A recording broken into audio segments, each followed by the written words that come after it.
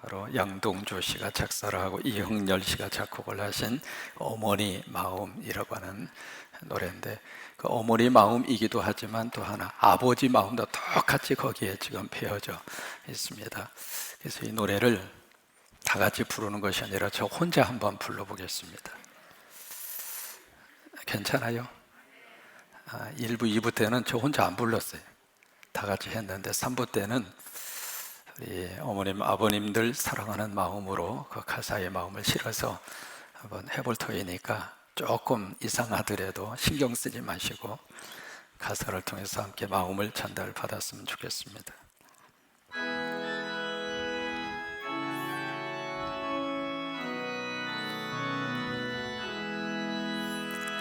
나 실제 괴로움 다 잊으시고 길을 제 밤낮으로 애쓰는 마음, 쉰 자리 마른 자리 가라앉히며 손발이 닿을토록 고생하시네. 하늘 아래 그 무엇이 높다리요. 어버이의 인생은 가히 없어라. 어려서 난 곱고 알려주시고 자라선 문기되어 기다리는 마음, 하루를 사 그릇들 사 자식 생각에 고우시던 이마 위에 구름이 가득 땅 위에 그 무엇이 높다리요. 어버이의 정성은 지극하여라. 사람의 마음 속에 온 가지 소원, 어버이의 마음 속엔 오직 한 가지, 아낌없이 일생을 자식 위하여 살과 별을 가까이서 바치는 마음, 인간의 그 무엇이 거룩하리요. 어버이의 사랑은 그지없어라.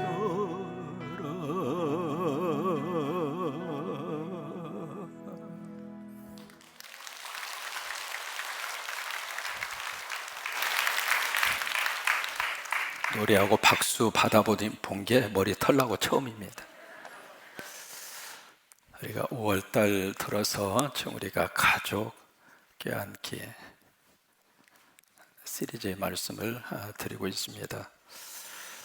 우리가 살면서 여러 가지 많은 것을 껴안아야 되겠습니다만 가장 먼저 우리가 껴안아야 할 대상은 가족입니다. 왜냐하면 이 가족은 누가 만들어 주셨는가? 하나님이 만들어 주셨습니다. 우리가 해야 할 일도 많고 하고 싶은 일도 많이 있습니다만 정말 우리에게 필요한 삶의 가장 근간과 뿌리는 가족입니다. 그래서 우리가 가족을 서로 함께 껴안으셔서 우리 가족의 천국이 되시기를 바라고, 우리 가족의 하나님의 복이 임하기를 바라고, 우리 가족이라고 하는 이 둥지가 잘 보다듬어져야 거기서 우리 자녀들이 잘 자라나게 되고 미래의 주인공들이 되어지게 되고, 이 가족이라고 하는 울타리가 흩어지기 시작하면 이 세상의 모든 것은 다 그걸로 끝장나는 거예요. 그래서 우리가 가족을 껴안는데 가장 먼저 우리가 무엇을 껴안을까? 가장 먼저 껴안아야 할 대상은 바로 자기 자신입니다. 우리가 다른 것을 껴안기 전에 먼저 내 스스로가 나 자신을 껴안아 주셔야 됩니다. 왜냐하면 내가 나를 껴안지 않으면 그 누구도 껴안을 수가 없습니다. 여러분, 내가 나 자신을 스스로 잘해 주시기 바랍니다. 내가 나에 대해서 잘해 주라 그 말이에요. 남이 잘해주기를 기대하지 말고, 이 어버이날에 자식이 좀 연락을 해주고 자식이 와서 좀 일식을 시켜주고, 그게 해주면 고맙고 안 해주면 그냥 사 먹자고. 무엇으로? 아파트 차표. 그러니까 남이 나를 껴안아 주기를 기대하지 말고 내 스스로가 나 자신을 껴안아 주세요. 그 다음에 두 번째로 우리가 무엇을 껴안을까? 두 번째로 껴안아야 될 저희가 자녀입니다. 자식입니다. 그래서 우리가 이 예배를 통해서 우리 자녀들을 껴안잖아요. 우리가 기도를 통해서 자녀들을 껴안는 거거든요. 여러분, 기도와 눈물로 껴안는 우리 자녀들은 하나님이 축복하십니다. 이렇게 예배 속에 있는 우리 자녀들은 하나님이 책임지시는 거예요. 그러니까 우리가 우리 자녀들을 꼭 껴안고 우리가 무엇을 할 것인가, 이 자녀들에게 마땅히 행할 길을 부모로서 가르쳐 주는 거예요. 그 마땅히 행할 길이 무엇인가? 하나님을 경외하고 하나님 잘 섬기는 하나님의 자녀가 되고 하나님의 말씀과 붙잡고 꿈을 가지고 살아갈 수 있도록, 그게 우리가 자녀들을 껴안는 거가 되는 거예요. 그 다음에 세 번째, 우리가 누구를 껴안을까? 오늘 어버이날에 바로 세 번째 껴안아야 할 대상은 부모님입니다. 여러분, 부모님 하면 우리가 꼭 기억나는 트레이드 마크가 있습니다. 그것이 바로 뭐냐면 아낌없이 주는 거예요. 쉘 시버스타인이라고 하는 미국의 아동 작가가 있습니다. 미국의 시카고 출신의 그런 아동 작가인데 바로 저분이거든요. 저 실버스타인은 우리 한국하고도 깊은 인연이 있습니다. 1950년도 한국에 와서 군 생활을 하신 분입니다. 근데 저분이 1964년도에 아동 동화 작품을 하나 발표를 하는데, 그것이 그 유명한 아낌없이 주는 나무라고 하는 작품이에요. 그 작품에 보면은 참 깊은 감동이 있습니다. 거기에 그 원래 제목이 The Giving Tree입니다. 주는 나무, 그게 원래 제목이거든요. 근데 그것을 한국말로 번역을 하면서 주는이라고 하는 그 앞에 아낌없이라고 하는 것을 붙인 거예요. 그래서 거기에 한 소년이 나오고 그리고 나무가 나옵니다. 이 소년이 어렸을 때 그 나무에 가서 팍 타고 올라가서 놀기도 하고 그 그늘 밑에서 같이 낮잠을 자기도 하고, 그래서 나무가 그 소년이 어렸을 때에는 그늘을 제공하기도 하고 놀이터가 되어주기도 하고, 그런 식으로 해서 세월이 점점 흘러가거든요. 그래서 이 나무가 그 소년이 필요한 것을 다 주는 거예요. 주고 또 주고 또 주고. 그러다가 그 작품 속에 참 가슴 감동을 주는 그런 명대사가 그 작품 속에 그렇게 나옵니다. 뭐냐면 내가 너에게 더 줄 게 있으면 좋겠는데. 여러분, 저 마음이 바로 부모님의 마음이에요. 부모님은 우리에게 주고 싶고 또 주고 싶고 또 주고 싶고, 가끔 그런 이야기 하잖아요. 나한테 준 게 뭐가 있느냐고. 생각해 보십시다. 안 준 건 뭐예요? 그게 부모님들의 마음으로서 줄 수 있는 모든 것을 다 주고 싶은 거예요. 그러면서 마지막에 내가 너에게 조금 더 줬으면 좋겠는데 내게 남은 것은 아무것도 없구나. 늙어버린 나무 밑둥밖에 없구나. 그리고 미안해. 참 감동을 주는 명대사가 그 작품 속에 그렇게 기록이 되어 있습니다. 우리 부모님들의 마음이 그런 마음이에요. 주고 또 주고 또 주고 또 주고. 어렸을 때부터 가장 많이 들었던 말이 있어요. 그 말이 바로 뭐냐면 밥은 먹었니? 그 말이에요. 저는 어린 시절 참 평야지대에 살면서도 보릿고개 그리고 춘공기가 있었고, 또 하나 이게요, 참 그때 당시만 하더라도 쌀이 없어서 힘들고 어려운 시절을 우리 부모님 세대들이 함께 그렇게 살았잖아요. 이게 식탁을 차려서 상을 딱 가지고 오면 그 상 앞에서 인상부터 팍 쓰는 거예요. 제가 눈썹이 좀 진하잖아요. 이 진한 눈썹을 가지고 인상 쓰면 조금 거시기 합니다. 그 밥상머리 앞에서 가장 먼저 보이는 것이 인상 팍 쓰는 거예요. 왜냐하면 차려진 그 밥을 보면 쌀은 별로 없고 시래기, 그 다음에 콩나물, 그 다음에 고구마, 뭐 그냥 그런 걸로 가득 차서, 왜 식구는 많지 쌀은 없지, 그러니까 어떻게 해서든지 좀 양을 불려보려고 그런 것으로 매일 아침마다 그렇게 식탁에 차려오니까 식탁 앞에서 그렇게 인상을 많이 썼는데, 참 그런 모습을 보면서 우리 마음속에, 부모님의 마음속에 늘 생각하는 것이 얘는 밥은 먹고 사는 거예요. 그래서 밥은 먹으니 그의 부모님들의 그런 자식을 향한 마음이에요. 지금 세월이 지나서 밥을 먹고 살아도 그래도 연세 드신 부모님들이 자녀를 보면서 묻는 말 중에 하나가 밥은 먹고 다니니? 밥은 먹고 살아? 여러분, 이 어버이날은요, 자녀가 부모를 향하여 그 질문을 던지는 날입니다. 우리 부모가 식사를 하셨는가? 우리 부모가 밥은 먹고 계시는가?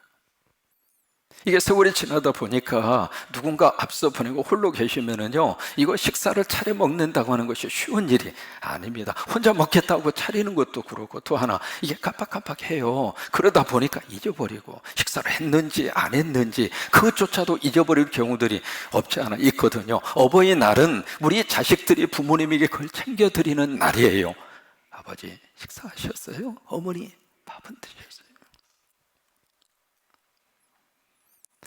또 하나, 하나님 아버지가 우리에게 던지는 질문도 똑같은 질문을 우리에게 하고 있습니다. 너희가 밥은 먹었니? 우리가 영원한 생명으로 하나님이 이 땅에 주신 분이 생명의 떡으로 오신 예수 그리스도입니다.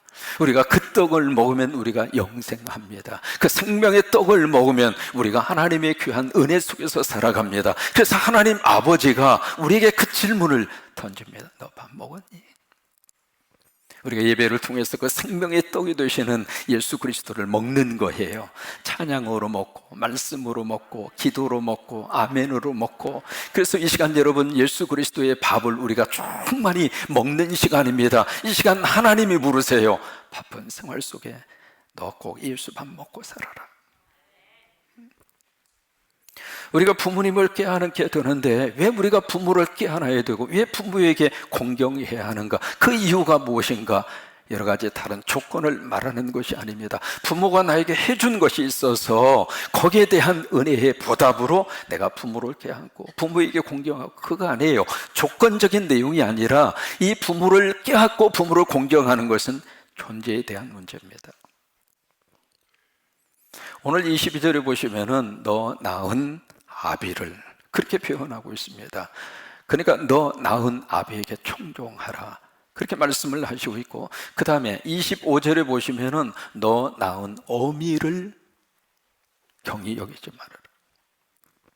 여러분 보세요. 여기에 낳았다라고 하는 표현이 두 번 나오거든요. 22절에서는 아버지가 나를 낳으시고 25절에서는 어머니가 나를 낳으세요. 그러니까 부모님은 우리에게 무엇을 주셨는가? 여기에 낳았다고 하는 것은 바로 우리에게 뭘 줬어요? 라이프, 생명을 주신 거예요.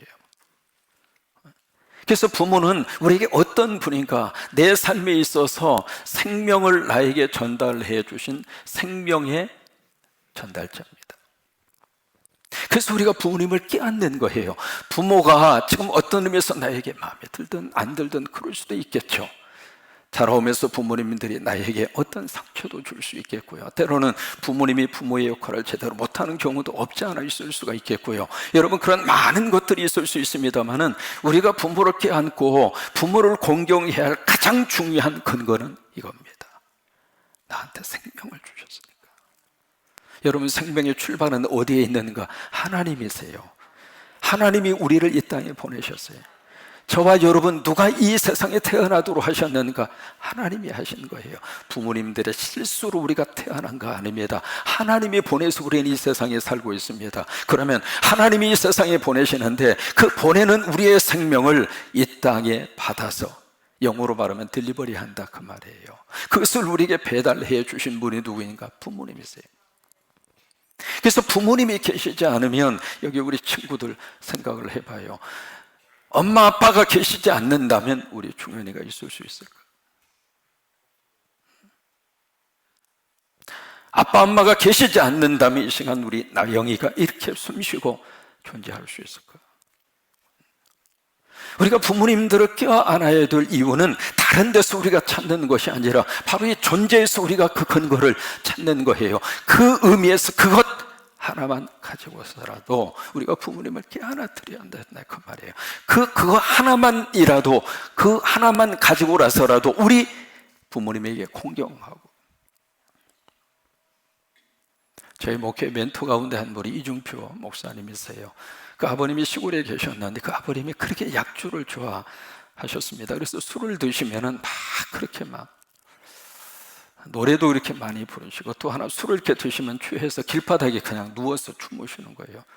그러면 이제 그 소식 들으면 가서 막 달려가서 그 아버님을 업고 집으로 이렇게 오기도 하고.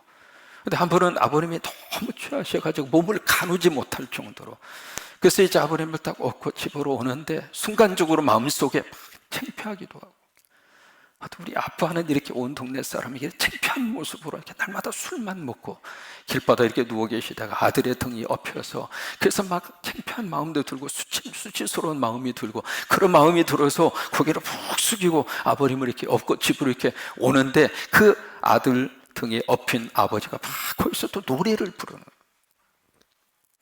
그래서 그런 마음이 들어서 이제 업고 오는데 순간적으로 가슴에 뭔가 뜨거운 그런 마음으로 팍 하고 오는 깨달음이 있었던,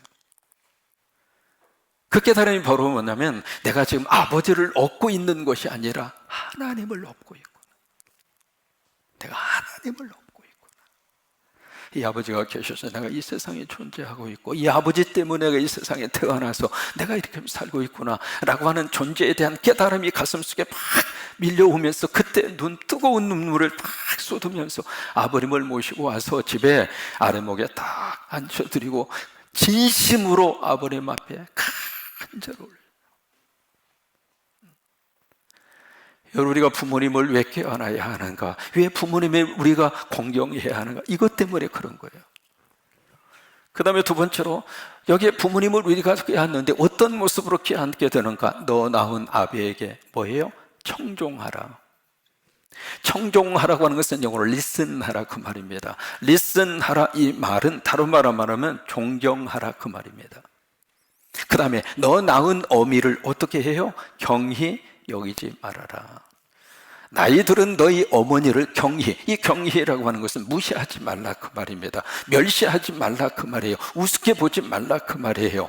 여러분, 우리가 어떻게 부모님을 경히 여길까? 알게 모르게 부모님들 경히 여길 때가 참 많습니다. 이게 핸드폰도 잘 못 쓰면은 한두 번 가르쳐 주다가 에이 이런 것도 모르면서,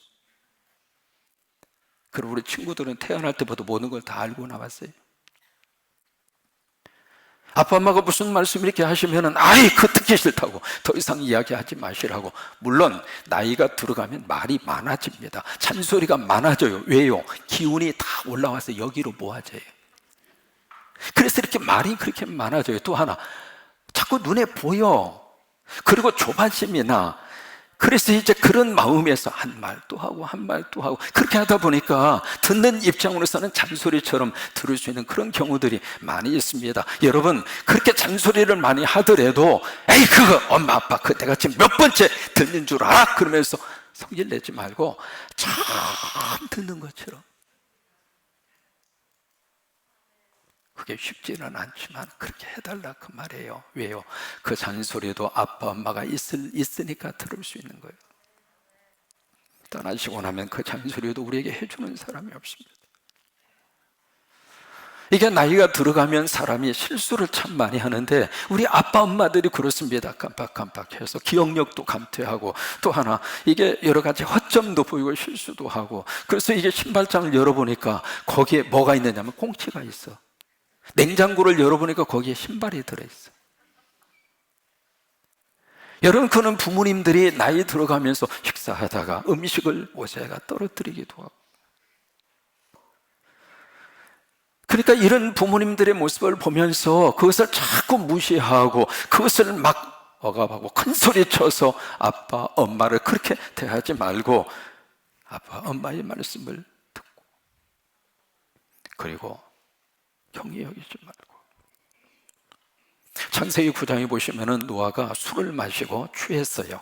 포도주를 마시고 취해서 장막 안에 들어가서 밟아봤습니다. 그게 노아가 가지고 있는 술 먹고 나오는 주사 행동입니다. 사람마다 다 다르잖아요. 술 먹고 나오는 주사 행동이, 어떤 사람은 술 먹고 막 큰 소리 치기도 하고, 어떤 사람 지나가는 사람 붙잡고 막 시비를 걸기도 하고, 어떤 사람은 술 먹으면 지갑을 팡팡 열기도 하고. 근데 노아는 술 먹고 옷 벗는 것이 주사예요. 참 별 희한한 주사를 다 가지고 있죠. 근데 그 모습을 누가 봤느냐면 막내 함이 그것을 봤어요. 딱 보고 나서 그 다음에 자기의 형들 셈하고 야베세에 가서 팍 가서, 이게요 스페니쉬로 말하면 아불라 아불라 아불라 팍 가서 이야기한 거예요. 성경에는 알렸다 그렇게 나옵니다만은 그 말의 뜻은 흉을 봤다 그 말이에요. 근데 그 말을 들은 형 셈과 야베스는 어떻게 했는가? 옷을 챙겨서 뒷걸음쳐서 갔다고 그랬어요. 아버지의 그 실수하는 모습, 아버지의 그 흉의 모습을 보기 싫어서, 안 보고 싶어서 뒷걸음쳐서 가서 그곳으로 아버지의 부끄러운 부부를 그렇게 가린 거예요. 나중에 술이 깬 다음에 이 노아 아버지가 어떤 행동을 하셨는가? 그 자기 아버지의 실수를 막 공개를 하고 흉을 본 그 함, 그의 아들 가나안을 저주합니다. 여러분, 부모님들을 안아주세요.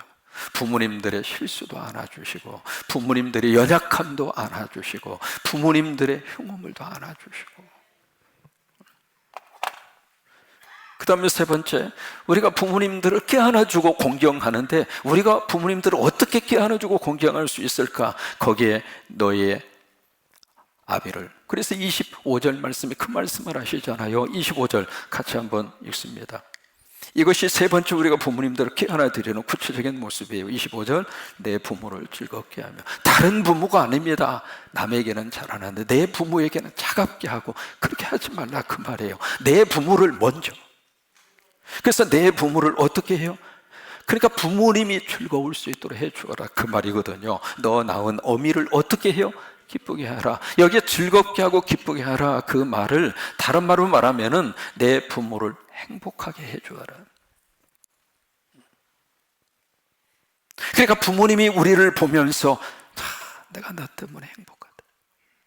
그것이 우리가 부모님에게 효도하고 부모님을 껴안아 드리는 그런 모습이에요. 우리의 행동을 보고 부모님들이 다 걱정, 그냥 늘 마음속에 걱정과 근심, 그건 부모님 껴안아 드리는 게 아니에요.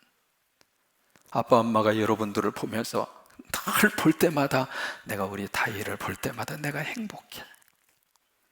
내가 우리 지원이를 볼 때마다 행복해.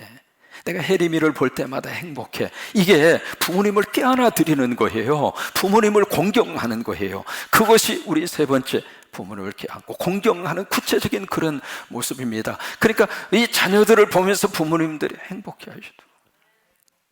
그러면 어떻게 하면 우리가 부모님들에게 행복을 심어 줄 수 있을까? 그 구체적인 내용이 바로 23절에서 24절이에요. 그래서 22절에서 부모님을 껴안아라, 25절에서 부모님을 공경하라 그 말씀을 하시면서 23절과 24절에서 어떻게 하면 우리 부모님들이 자녀를 보면서 행복하고 자녀된 입장으로서는 부모님들을 껴안을 수 있을까? 23절과 24절입니다. 거기 보시면은 진리를 사고 팔지 말아라. 지혜와 명철과 그리고 그것이 다 일반인이라 그 말씀을 하시잖아요. 그 다음에 24절에 보시면은 거기에 의인이라고 하는 단어가 나옵니다. 의인의 아버지는 기뻐하며 그 말씀을 하시고 있잖아요. 여기에 진리와 의인이라고 하는 이 단어가 어떤 의미를 가지고 있는가? 이 진리를 사라고 하는 이야기는, 진리는 누구냐면 예수님이에요. 그러니까 예수님을 믿는 것이 진리를 사는 거예요. 예수님을 거부하는 것은 진리를 포기하는 거예요. 근데 그 진리를 사는 사람, 예수 믿는 사람을 뭐라고 이야기하는가? 의인이라고 그래요. 근데 이 의인을 둔 아버지, 어머니가 행복하다 그 말이에요. 우리 자녀들이 정말 우리 부모님에게 행복을 주고 효도할 수 있는 가장 첫 번째는 예수 잘 믿는 거예요. 여러분들이 예수 잘 믿으면, 여러분들이 예수 잘 믿으면 공부 잘하고 못하고는 그렇게 큰 중요하지 않습니다. 왜요? 예수님 안에 있으면 하나님이 우리의 인생을 책임지시고 들어쓰세요. 그러니까 이 부모님의 입장으로서는 어느 때 가장 행복한가? 우리 자녀들이 예수 잘 믿는 거, 하나님 앞에 예배 잘 드리고, 하나님의 귀한 말씀 성경을 꼭 가슴에 끌어안고, 그리고 작으나 많으나 하나님 앞에 기도하고, 그런 예수 믿는 모습을 보면 그것이 바로 의인이거든요. 근데 그 의인을 둔 아버지 어머니는 행복하다 이 말이에요. 여러분, 예수님은 하나님 앞에 행복을 주신 분이 예수님이세요. 그래서 마태 3장에 보시면 요단강에서 세례받고 이렇게 올라오셨을 때 세 가지가 나타나는데, 이 하늘문이 쫙 열려지고 그 다음에 비둘기가 내려와요. 이 시간 장학금 받은 우리 친구들 그리고 우리 자녀들에게 하나님 하늘문을 열어주셔서 성령의 비둘기를 내려주셔서 하나님이 지혜를 주시기를 바라고, 하나님께서 저들의 앞길을 열어주시기를 바라고, 그리고 나서 세 번째, 하늘에서 음성이 들립니다. 내 사랑하는 아들이요 내 기뻐하는 자. 근데 이 똑같은 음성이 마태복음 17장의 변화산에서 예수님이 변화하신 다음에 그게 천국의 모습이거든요. 돌아가신 모세와 엘리야가 함께 나타납니다. 그때에 또 한 번 똑같은 음성이 하늘에서 나옵니다. 내 사랑하는 아들이요 내 기뻐하는 자라. 예수님은 하나님에게 행복을 주었습니다. 하나님은 예수님을 보시면서 나는 너 때문에 행복하다. 여러분, 부모님들이 우리 자녀들을 보면서 I am so happy because of you. 난 너 때문에 난 행복해. 여러분, 행복을 줄 수 있는 그런 자녀로, 이것이 우리 부모님들을 꼭 껴안아 드리는 것이고, 우리 부모님들을 공경하는 것이 바로 이거예요. 여러분, 그런 역사가 함께 하시게 되기를 주의 이름으로 축원합니다. 저는 믿음의 부모님이 계세요. 어렸을 때 아버님, 어머님 너무 일찍 세상 떠나시고 신학교 들어가서 신학교 2학년 때 믿음의 부모님을 하나님이 허락하셔서 그 어머니가 2008년 12월 하늘나라 갈 때까지 저를 이제 키워주셨고, 저를 공부할 수 있도록 해주셨고, 저를 위해서 그렇게 기도를 많이 해주셨고, 저희 둘째 샤론이가 100일 지나서 1년 동안 샤론이를 길러주셨고, 근데 이번에 폐암에 걸려서 폐암 수술을 받으시고 어느 정도 완쾌되셨다가 3년 후에 다시 재발을 하셔서 2008년도 12월에 천국에 가셨어요. 근데 토요일 날 내가 그 소식을 듣고 집사람하고 같이 서울의 중앙대병원에 올라갔습니다. 한양대병원에 딱 가서 보니까 중환자실에서 거의 마지막 호흡을 내쉬고 계셔요. 그래서 미국에 있는 딸에게 전화를 해서, 샤론아, 할머니 천국 가신다. 할머니에게 마지막 인사를 드려라. 그래서 내 딸하고 어머니하고 같이 마지막 통화를 하고, 그 다음 날이 주일날이어서 이제 마지막 기도를 하고 내려올 수밖에 없는 그 순간, 이제는 못 뵙겠구나, 그 생각이 들었어요. 그 어머니는 저를 위해서 정말로 헌신을 다 해주신 분이에요. 제가 목사로 서기까지 사랑을 베풀어 주셨고 기도해 주셨고, 그래서 참 잊을 수 없는 분이에요. 그래서 마지막 손을 잡고 기도 끝난 다음에 그 이야기 했습니다. 나 어머니 만나서 너무 행복했습니다. 어머님의 마지막 말씀, 나도 네 아들 만나서 너무 행복했다. 여러분, 우리가 부모와 자식의 관계를 우리가 만납니다. 우리 부모님에게 행복을 심어주고, 우리도 부모님 때문에 행복하고, 그래서 서로 부모를 껴안으시고, 우리 부모님들은 우리 자식을 껴안고, 또 이 껴안음의 놀라운 축복이 우리 안에 충만히 임하시게 되기를 주의 이름으로 축원합니다. 왜 우리가 부모를 껴안아야 될까? 나에게 생명을 주셨으니까. 어떻게 우리가 부모님을 껴안을 수 있을까? 부모님을 청종하고 존중하고, 부모가 무엇이 있고, 그리고 무엇이 이렇게 이 세상과 뭘 해서 이렇게 남들보다 뛰어나서 우리가 존경하고, 그런 차원을 말하는 것이 아니라 부모님이기 때문에 청종하고 경히 여기지 말고 부모님에게 행복을 줄 수 있는 그런 멋진 하나님의 자녀들이 되시기를 바라고, 그런 우리 모든 부모님들이 되시기를 주의 이름으로 축원합니다.